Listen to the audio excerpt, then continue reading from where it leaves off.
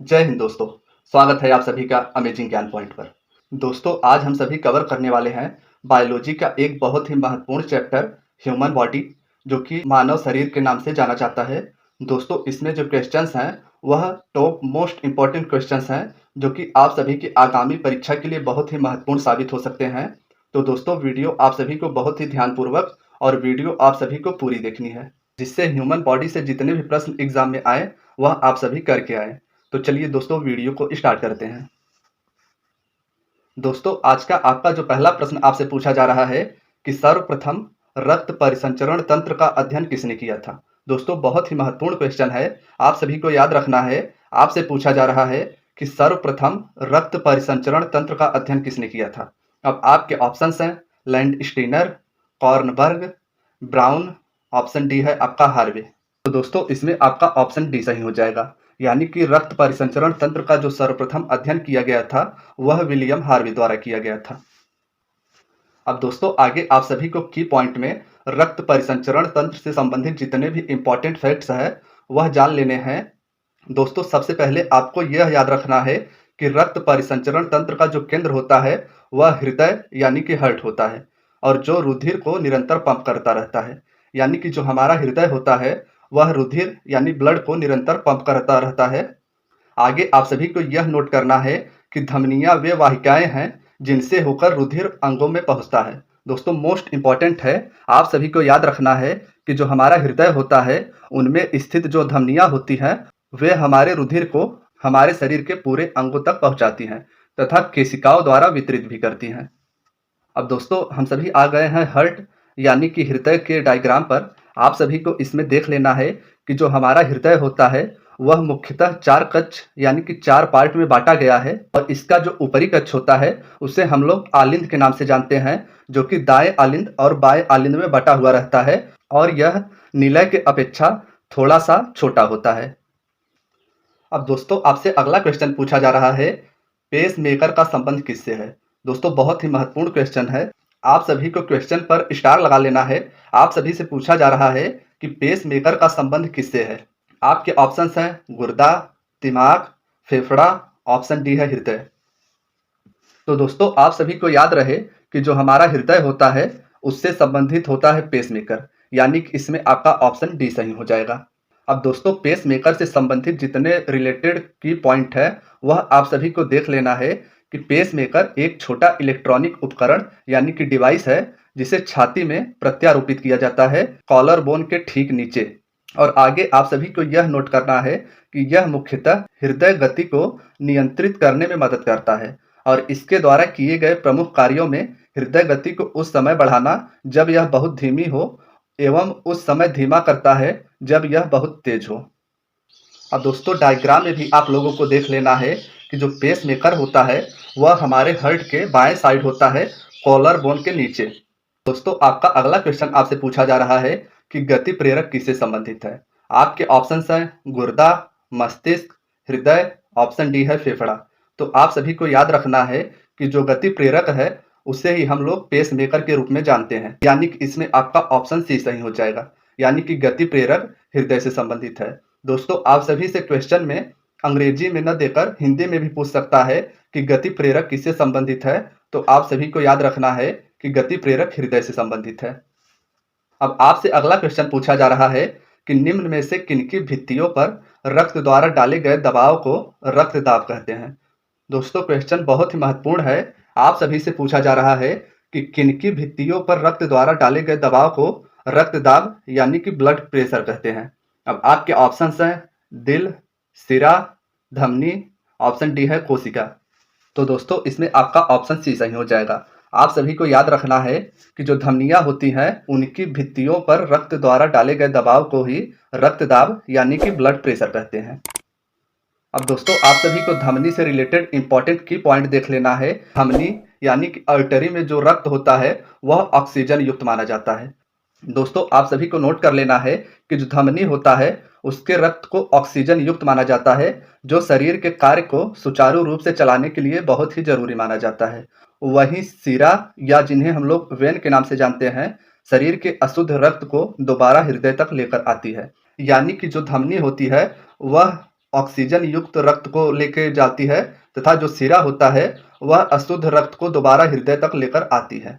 दोस्तों आप सभी को डायग्राम में देख लेना है कि यहाँ पर स्थित होता है हमारा सिरा, बाएं साइड स्थित होता है हमारा धमनी। यह आप सभी को डायग्राम में देख लेना है। अब आपसे अगला क्वेश्चन पूछा जा रहा है कि सोते समय रक्त दाब में क्या परिवर्तन होता है। आपके ऑप्शंस हैं बढ़ता है, घटता है, पहले घटता है फिर बढ़ता है, ऑप्शन डी है पहले जैसा रहता है। तो दोस्तों इसमें आप सभी को याद रखना है सोते समय हमारे शरीर में रक्त दाब घटता है, यानी कि इसमें आपका ऑप्शन बी सही हो जाएगा। आगे की पॉइंट आप लोगों को देख लेना है कि जब किसी भी इंसान का ब्लड प्रेशर 90/60 से नीचे चला जाता है तो इस अवस्था को लो बीपी या हाइपोटेंशन कहते हैं। दोस्तों आप सभी को याद रखना है कि जब हमारा ब्लड प्रेशर लो हो जाता है उसी अवस्था को हाइपोटेंशन के रूप में जानते हैं। अब आपसे अगला क्वेश्चन पूछा जा रहा है रुधिर दबाव मापक यंत्र है। आपके ऑप्शंस हैं ECG, stethoscope, sphygmomanometer, option D है आर्म बैंड। तो इसमें आपका ऑप्शन सी सही हो जाएगा, यानी कि जो रुधिर दबाव मापक यंत्र है उसे हम लोग स्फिग्नोमैनोमीटर के रूप में जानते हैं। अब आगे आप सभी को यह याद रखना है कि प्रसिद्ध वैज्ञानिक डॉक्टर रिगरोसी ने रुधिर दाब मापी यानी कि स्फिग्नोमैनोमीटर नामक यंत्र का आविष्कार किया था। आप सभी को डायग्राम में देख लेना है कि यही है हमारा स्फिग्नोमैनोमीटर। अब दोस्तों आपका अगला क्वेश्चन है जार्विक 7 है। आपके ऑप्शंस हैं इलेक्ट्रॉनिक पैर, पेसमेकर, कृत्रिम हृदय, ऑप्शन डी है कृत्रिम नेत्र। तो दोस्तों इसमें आप सभी को याद रखना है कि जो जार्विक 7 है वह एक आर्टिफिशियल हार्ट है, यानी कि इसमें आपका ऑप्शन सी सही हो जाएगा। अब दोस्तों आप सभी को की पॉइंट में देख लेना है कि मानव में सफलतापूर्वक प्रत्यारोपित यानी कि ट्रांसप्लांट किया जाने वाला पहला कृत्रिम हृदय 1982 में जार्विक 7 था। अब दोस्तों आपसे अगला क्वेश्चन पूछा जा रहा है लब डब आवाज निम्न में से किस अंग से संबंधित है। आपके ऑप्शंस हैं यकृत, वृक्क, हृदय, ऑप्शन डी है फेफड़ा। तो दोस्तों आप सभी को याद रखना है कि जो लब डब नामक आवाज होती है वह हमारे हृदय से संबंधित है, यानी कि इसमें आपका ऑप्शन सी सही हो जाएगा। अब दोस्तों आपसे अगला क्वेश्चन पूछा जा रहा है कि मनुष्य के शरीर में हृदय को एक बार धड़कने के लिए कितना समय लगता है। दोस्तों मोस्ट इंपॉर्टेंट क्वेश्चन है, आप सभी को मार्क करना है। आपसे पूछा जा रहा है कि मनुष्य के शरीर में हार्ट को एक बार धड़कने के लिए कितना समय लगता है। आपके ऑप्शंस हैं 1 second, 1 minute, 1.5 second, option D है 0.8 सेकेंड। तो दोस्तों आप सभी को याद रखना है कि जो हमारा हृदय होता है उसे धड़कने के लिए 0.8 सेकेंड लगता है, यानी कि इसमें आपका ऑप्शन डी सही हो जाएगा। आप सभी को की पॉइंट भी देख लेना है कि सामान्य मानव का दिल 1 मिनट में 72 से 80 बार धड़कता है। आप सभी को नोट कर लेना है मानव का दिल होता है वह 1 मिनट में 72 से 80 बार धड़कता है। दोस्तों आपसे अगला क्वेश्चन पूछा जा रहा है कि मानव हृदय में कितने कोष्ठक होते हैं। आपके ऑप्शंस है 2, 3, 4, 5। तो आप सभी को याद रखना है कि मानव हृदय यानी कि मानव हार्ट में कुल मिलाकर 4 कोष्ठक होते हैं, यानी कि इसमें आपका ऑप्शन सी सही हो जाएगा। दोस्तों आप सभी को डायग्राम में भी देख लेना है कि जो हमारा हृदय है उसमें कुल मिलाकर 4 कक्ष या 4 कोष्ठक होते हैं। ऊपर वाले भाग को हम लोग आलिंद के नाम से जानते हैं तथा नीचे वाले भाग को निलय के नाम से जानते हैं। दोस्तों आप सभी को डायग्राम में देख लेना है कि यह है हमारा दाया आलिंद तथा यह है बाया आलिंद और नीचे स्थित है दाया निलय तथा बाया निलय। अब की पॉइंट आप सभी को देख लेना है हृदय से संबंधित कि मानव हृदय 4 कक्षों में बांटा गया है, जिनमें 2 धमनी और 2 निलय जो रक्त के परिसंचरण में मदद करते हैं। दाया आलिंद और निलय को आमतौर पर दाएं हृदय के रूप में जाना जाता है और बाएं आलिंद और निलय को बाएं हृदय के रूप में जाना जाता है। दोस्तों आपका अगला प्रश्न है नाड़ी दर कहाँ से मापा जाता है। आपके ऑप्शंस हैं सिरा से, धमनी से, त्वचा से, ऑप्शन डी है तंत्रिका से। तो दोस्तों आप सभी को नोट कर लेना है कि नाड़ी दर को धमनी से मापा जाता है, यानी कि इसमें आपका ऑप्शन बी सही हो जाएगा। दोस्तों आगे आप सभी को की पॉइंट देख लेना है कि चिकित्सा विज्ञान में हृदय की धड़कन के कारण धमनियों में होने वाले हलचल को नाड़ी या नब्ज कहते हैं और नाड़ी की धड़कन को शरीर के कई स्थानों पर अनुभव किया जा सकता है। अब आपसे अगला क्वेश्चन पूछा जा रहा है कि स्वस्थ मनुष्य का रक्तचाप होता है?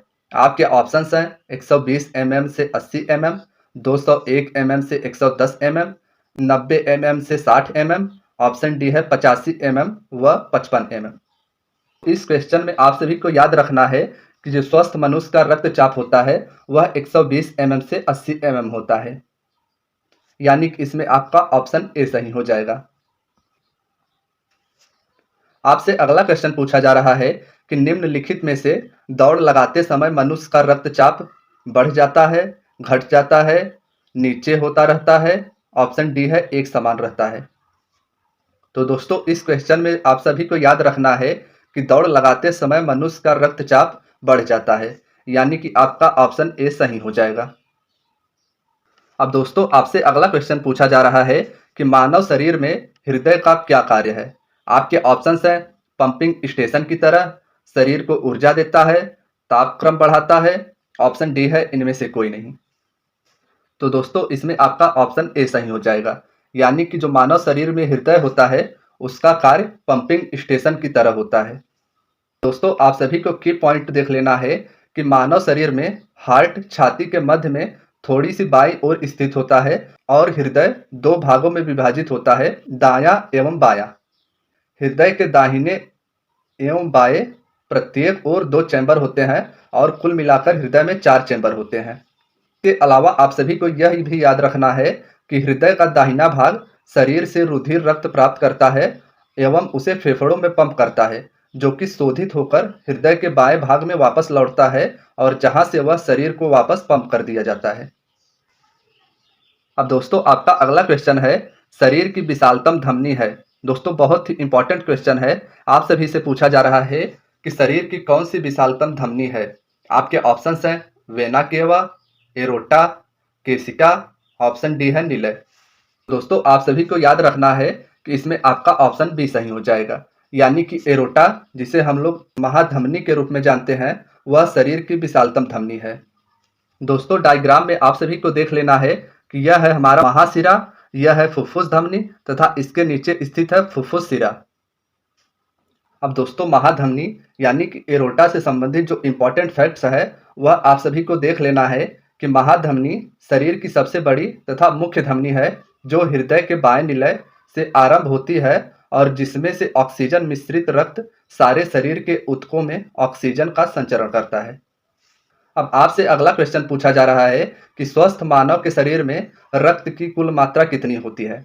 आपके ऑप्शंस हैं शरीर के वजन का 10%, शरीर के वजन का 25%, शरीर के वजन का 7%, ऑप्शन डी है शरीर के वजन 5%।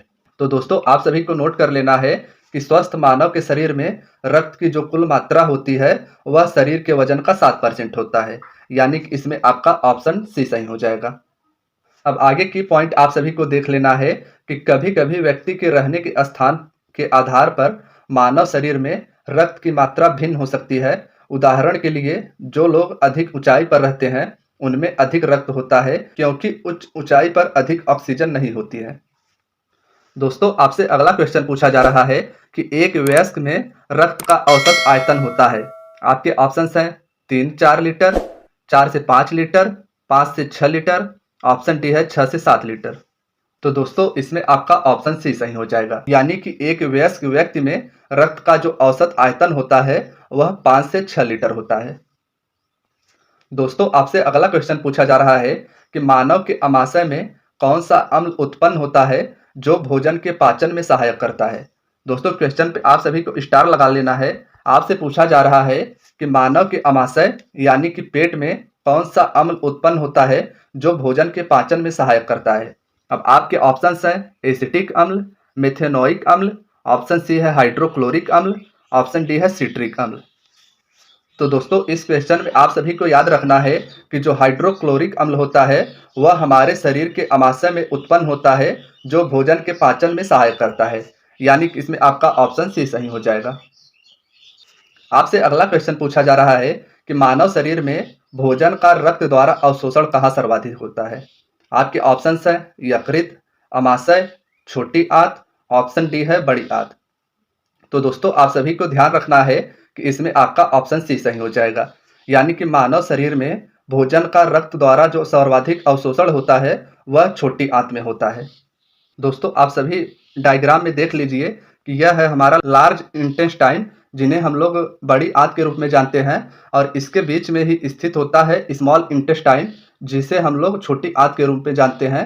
अब दोस्तों आप सभी को की पॉइंट देख लेना है कि छोटी आंत लगभग 20 फीट लंबा होता है और पेट के अंदर फिट होने के लिए कई बार मुड़ा होता है। दोस्तों मोस्ट इंपॉर्टेंट है, आप सभी को नोट कर लेना है कि जो हमारी छोटी आंत होती है वह लगभग 20 फुट लंबा होती है और पेट के अंदर फिट होने के लिए कई बार मुड़ी होती है।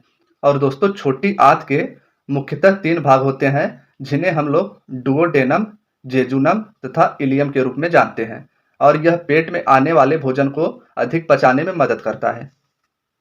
आपका अगला क्वेश्चन है कि प्रोटीन का पाचन कहाँ से प्रारंभ होता है। आपके ऑप्शंस है छोटी आंत, मुख गुहा, ग्रास नली, ऑप्शन डी है उदर। तो दोस्तों आप सभी को याद रखना है कि प्रोटीन का पाचन हमारे शरीर में उदर यानी कि अमाशय से प्रारंभ होता है। इसमें आपका ऑप्शन डी सही हो जाएगा। अब की पॉइंट आप सभी को देख लेना है कि प्रोटीन का पाचन अमाशय और ग्रहणी से शुरू होता है, जहां अमाशय की जठरी ग्रंथि द्वारा स्रावित एंजाइम पेप्सिन इसे अमीनो अम्ल की छोटी श्रृंखलाओं में विघटित कर देता है। दोस्तों मोस्ट इंपॉर्टेंट है कि जो प्रोटीन होता है इसके पाचन के लिए जठरी ग्रंथि द्वारा एक एंजाइम का श्रावण किया जाता है, जिसे हम लोग पेप्सिन के नाम से जानते हैं, और यह अमीनो अम्ल की छोटी श्रृंखलाओं में प्रोटीन को विघटित कर देता है। अब आपसे अगला क्वेश्चन पूछा जा रहा है, पचे हुए भोजन में मौजूद विषैले पदार्थ का कौन सा अंग अवशोषण करता है। दोस्तों क्वेश्चन पे आप सभी को स्टार लगा लेना है। आपसे पूछा जा रहा है कि जो हम लोग भोजन करते हैं उसमें जो मौजूद विषाक्त पदार्थ होते हैं वह कौन सा अंग है जो विषाक्त पदार्थ को अवशोषण करता है। आपके ऑप्शन है अमाशय, अग्नाशय, वृक्क, ऑप्शन डी है यकृत। दोस्तों इसमें आपका ऑप्शन डी सही हो जाएगा, यानी कि जो भोजन में मौजूद विषाक्त पदार्थ होते हैं उनका अवशोषण यकृत करता है। दोस्तों डायग्राम में आप सभी को देख लेना है कि यह है हमारा लीवर, जिसे हम लोग यकृत के नाम से जानते हैं, और इसके ठीक नीचे गॉल ब्लेडर, जिसे हम लोग पित्त की थैली या पित्ताशय के रूप में जानते हैं, और जो हमारा स्टमक यानी कि पेट होता है उसके ठीक जस्ट बाएं साइड स्प्लीन यानी कि प्लीहा स्थित होता है। अब दोस्तों आगे आप सभी को ये देख लेना है कि जो हमारा ब्लेडर होता है, जिसे हम लोग आमतौर पर मूत्राशय के रूप में जानते हैं, उसमें हमारा मूत्र एकत्रित होता है। अब आपसे अगला क्वेश्चन पूछा जा रहा है कि पेप्सिन बदल देता है। आपके ऑप्शंस हैं स्टार्च को शर्करा में, प्रोटीन को पॉलीपेप्टाइड में, प्रोटीन को एमिनो अम्ल में, ऑप्शन डी है वसा को वसा अम्ल में। तो दोस्तों इसमें आपका ऑप्शन बी सही हो जाएगा, यानी कि पेप्सिन जो होता है वह प्रोटीन को पॉलीपेप्टाइड में बदल देता है। तो दोस्तों ये रही आज की आपकी वीडियो। दोस्तों अगर वीडियो पसंद आई हो तो वीडियो को लाइक करें, और अगर आप चैनल पर नए हैं तो चैनल को सब्सक्राइब करें, और दोस्तों आप सभी वीडियो को शेयर भी अवश्य करें। धन्यवाद दोस्तों।